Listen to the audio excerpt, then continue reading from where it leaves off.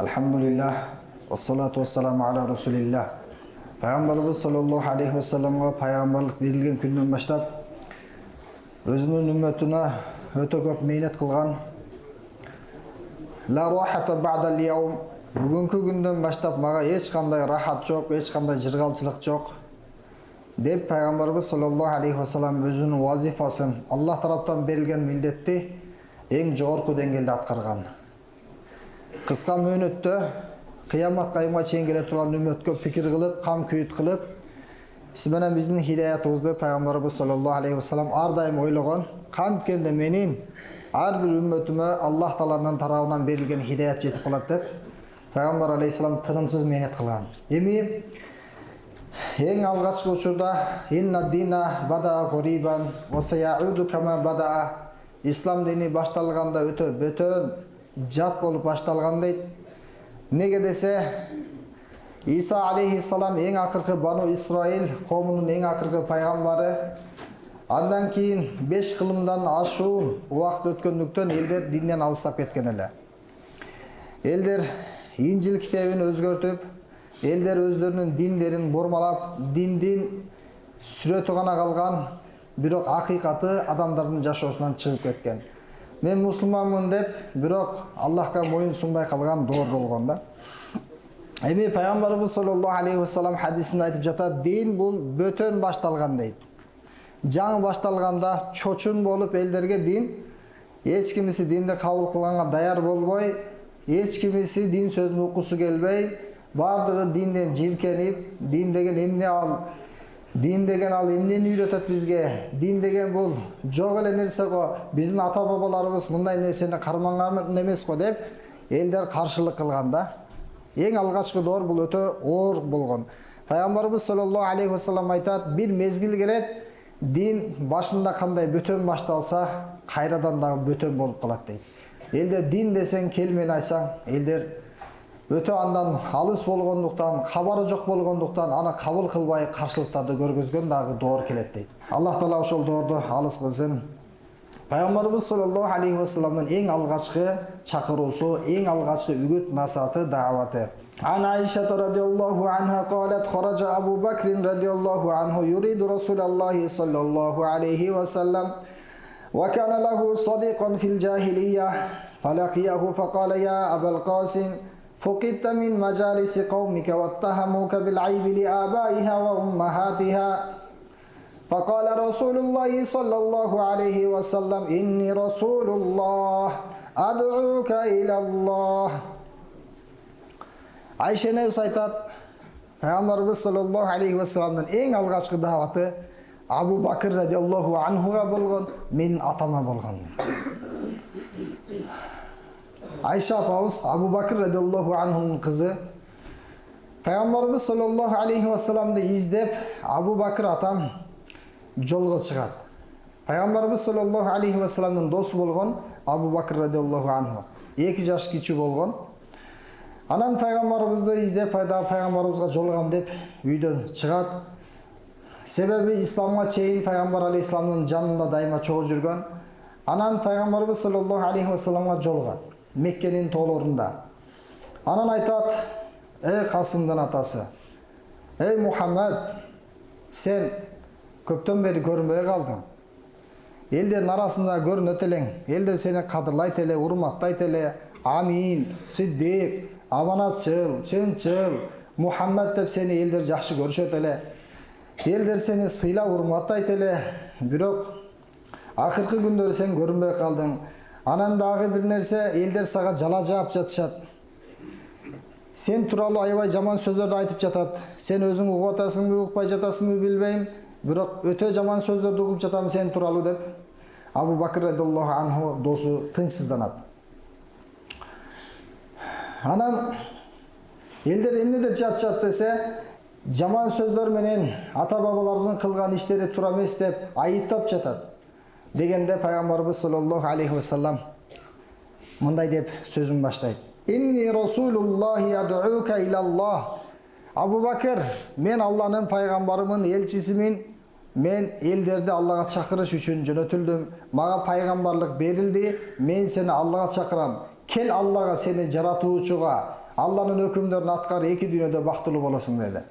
Falamma faraga min kalamihi aslama Abu Bakr. Kaçan Peygamberimiz sallallahu aleyhi ve sellem uşul kıska sözün aytıp bütkөнгө çeyin Abu Bakr radıyallahu anhu dayar bolup kalgan eken da.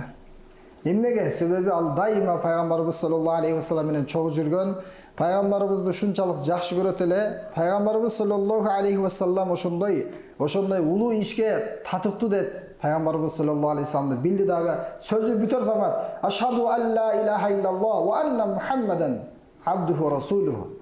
Men күбөлүк берем Аллахтан башка сыйынууга татыктуу зат жок. А сен болсо досум Аллах Тааланын пайгамбарысың. Мен күбөлүк берем, сен гана пайгамбар болууга татыктуусуң деди. Ошентип Сиддик деген намга, Аллах Тааланын кабарын тасдиктоочу деген намга конуп калды. Анан Абу Бакр радıyallahu anhu فانطلق عنه رسول الله صلى الله عليه وسلم وما بين الأخبشين أحد أكثر سرورا منه بإسلام أبي بكر. Эми Пайгамбар алейхиссалам Абу Бакр досунан ажырап кетти. Бирок ушунчалык кубаныч менен кайтты дейт. Пайгамбар алейхиссаламдай кубанган эч бир адам жок эле. Меккени курчап алган эки чоң тоо бар эле. Алардын аты Абу Кубейс жана Ахмар аттуу эки тоо бар эле. Ошол эки тоонун ортосунда тактап айтканда Мекке шаарында Пайгамбарыбыз саллаллаху алейхи ва салламдан дагы көбүрөөк кубанган эч бир инсан болгон жок дейт ошол күнү. Ушунчалык Пайгамбар алейхиссалам кубанды эмне үчүн? Себеби биринчи адамга динди сунуш кылса ал кабыл кылды да. Аябай кыжалат болгон, кандай болот эми деп кыжалат болуп жүргөн, өзүнүн өмүрлүк жарына эң алгачкы доордо Хадижа апабызга инни хошиту аля нафси, мен өз жанымдан коркуп жатам деген аябай кыжалат болгондуктан сөздөрдү айткан эле да. Пайгамбар алейхиссалам өтө кыйынчылык доорду сүргөн. Эң алгачкы пайгамбарлык берилгенде. А бирок биринчи эле насаты ийгиликтүү чыкты, ушунчалык кубанды Пайгамбар алейхиссалам. Андай кубанган эч бир зат жок дейт. ومضى أبو بكر فراح لعثمان بن عفان وطلحة بن عبيد الله والزبير بن العوام وسعد بن أبي وقاص فأسلموا.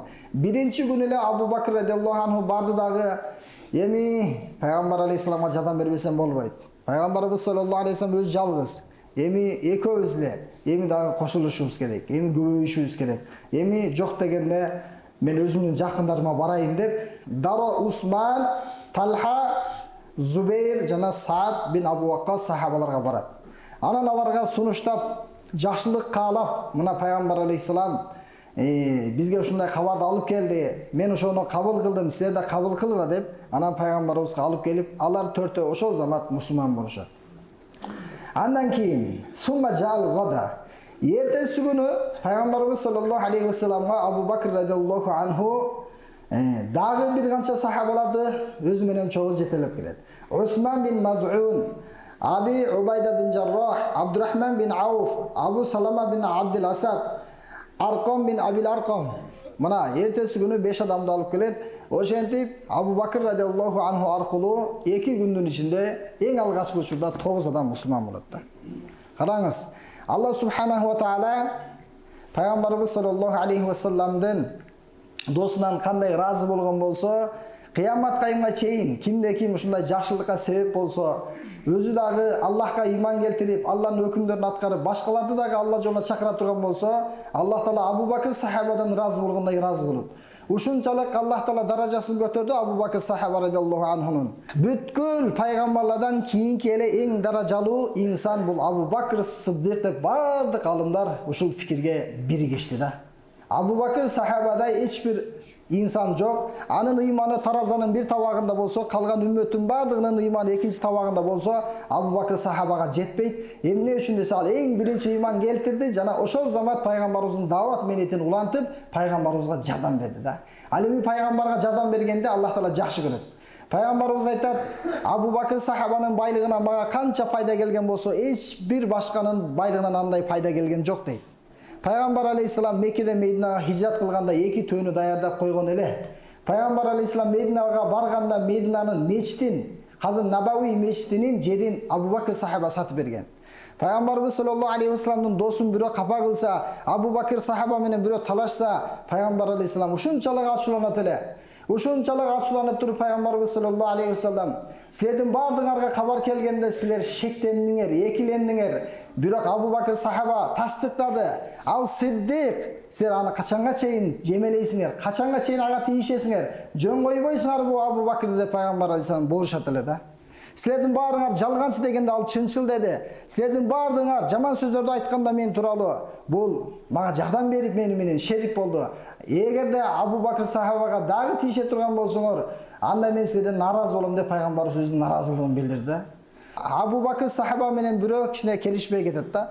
Ошондо Абу Бакыр сахаба мен катачылык кылдым, мени кечирип койчу, Алла үчүн кечирип койчу десе, жанагы адам унчукпады да.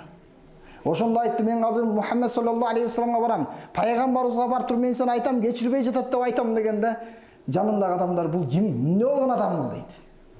Өзү тура эмес сөздөрдү айтып талашып алат дагы, анан мен сени пайгамбарыбызга алып барам деп коркутат, доо кылат. Бул эмне болгон адам бул деп. Анан ал пайгамбарыбыз саллаллаху алейхи вассаламга барып туруп, Абу Бакр радиаллаху анху ушинтип менен талашып кетти. Анан мени кечир деди. Мен унчукпадым мен ага дегенде пайгамбарыбыз саллаллаху алейхи вассалам, эгер сен аны капа кылганда сен Аллахты капа кыла алмаксың дейт да. Ошондуктан сиз менен биз пайгамбар алейхиссалам Абу Бакр радиаллаху анху эң алгачкы доордо кандай менет кылса дин үчүн, биз да ошондой динге менет кылып, башкаларга чакырып, балким биздин айткан сөзүбүздөн досторубуз, туугандарыбыз, жакындарыбыз, алар да биздин катарга кошулуп калар. Аллах баардыгыбызга жакшылыктын ачкычы, жамандыктын жапкычы болууга мүмкүнчүлүк берсин.